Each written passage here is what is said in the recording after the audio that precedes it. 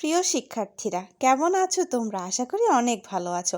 আমিও বেশ ভালো আছি। আজকে তৃতীয় শ্রেণীর বিজ্ঞান বইয়ের চতুর্থ অধ্যায়, যার নাম পদার্থ।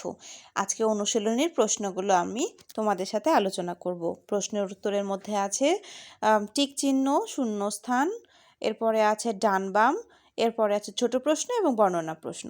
তো সঠিক উত্তরে টিক চিহ্ন দিই। কোনটি তরল পদার্থের বৈশিষ্ট্য নয়? নির্দিষ্ট আকার আছে। পদার্থের অবস্থা কয়টি? উত্তর 3টি। 3. পানি ও বায়ুর কোন বৈশিষ্ট্য মিল আছে? উত্তর নির্দিষ্ট ওজন আছে। শব্দগুলো থেকে সঠিক শব্দ নির্বাচন করে শূন্যস্থান পূরণ করি। ক. অর্ধেক পানিসহ একটি গ্লাসে এক টুকরো পাথর ফেললে গ্লাসে পানির উচ্চতা বাড়বে। খ. রাবারের নির্দিষ্ট আকার আছে কারণ এটি পদার্থ কঠিন। গ. প্রকৃতিতে পানি 3 অবস্থাতেই থাকে। ঘ. লৌহ জাতীয় পদার্থ এক ধরনের চৌম্বক পদার্থ।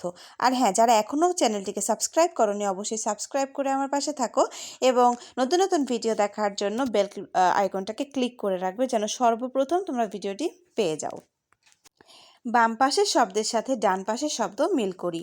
তুলা ওজন কম, বরফ কঠিন, দুটি চৌম্বকের দক্ষিণ মেরু বিকর্ষণ, ফুটবল গোলাকার, লোহা চৌম্বক পদার্থ। যেহেতু প্রশ্ন তোমাদের বইয়ে আছে আমি শুধু উত্তরগুলো করে দিলাম। সংক্ষিপ্ত প্রশ্ন। ক.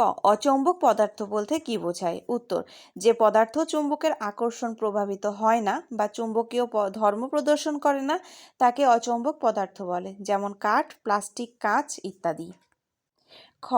একটি দণ্ডচুম্বক কখন অপর একটি দণ্ডচুম্বককে আকর্ষণ করে? একটি দণ্ডচুম্বকের দক্ষিণ মেরু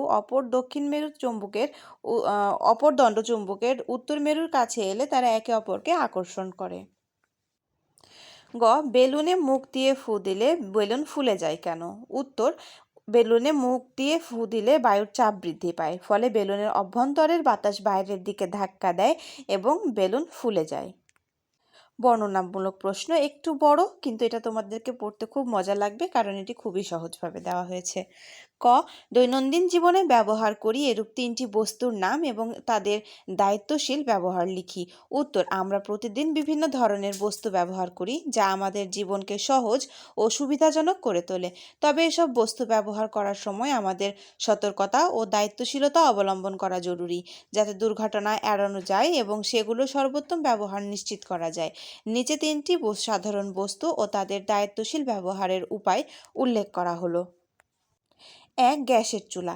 রান্নার জন্য গ্যাসের চুলা ব্যবহার করা হয়। দায়িত্বশীল ব্যবহার: গ্যাস চুলা ব্যবহারের পর চুলার নখ বন্ধ করা নিশ্চিত করতে হবে। চুলার আশেপাশে দাহ্য পদার্থ, কাগজ, প্লাস্টিক রাখা উচিত নয়। গ্যাস লিক হলে দ্রুত জানালা খুলে দিতে হবে এবং ইলেকট্রনিক সরঞ্জাম চালানো এড়িয়ে চলতে হবে। 2. কাচের বয়াম। খাদ্যদ্রব্য সংরক্ষণ ও পানীয় রাখার জন্য কাচের বয়াম ব্যবহৃত হয়। দায়িত্বশীল ব্যবহার: বয়াম সাবধানে ধরতে হবে যাতে হাত ফসকে পড়ে না যায়। শিশুর নাগালের বাইরে রাখতে হবে যাতে দুর্ঘটনা এড়ানো যায়। ব্যবহারের পর পরিষ্কার করে যথাস্থানে রাখতে হবে যাতে এটি দীর্ঘস্থায়ী হয়। 3. ছুরি। ফলমূল, শাকসবজি ও অন্যান্য খাবার কাটার জন্য ছুরি ব্যবহৃত হয়। দায়িত্বশীল ব্যবহার: ছুরি ব্যবহারের সময় সতর্ক থাকতে হবে যাতে হাত না কেটে যায়। ব্যবহারের পর নিরাপদ স্থানে রাখতে হবে, বিশেষ করে শিশুদের নাগালের বাইরে। ছুরি পরিষ্কার করে শুকিয়ে রাখতে হবে যাতে এটি মরিচা না ধরে। খ. ওপরের ছবিতে যেসব পদার্থ আছে তার তালিকা তৈরি করি এবং পদার্থের অবস্থার উপর ভিত্তি করে শ্রেণীবিভাগ করি। প্রশ্নের এই ছবিগুলো কিন্তু তোমাদের পাঠ্য বইয়ে দেওয়া আছে।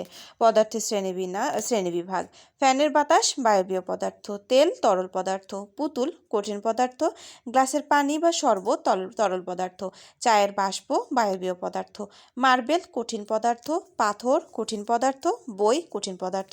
ভিডিও যদি ভালো লেগে থাকে অবশ্যই চ্যানেলটিকে সাবস্ক্রাইব করে পাশে থাকবেন এবং নতুন নতুন ভিডিও দেখার জন্য আমন্ত্রণ জানাচ্ছি সকলকে। সেই পর্যন্ত ভালো থাকবেন, দেখা হবে পরবর্তী কোনো পাঠে।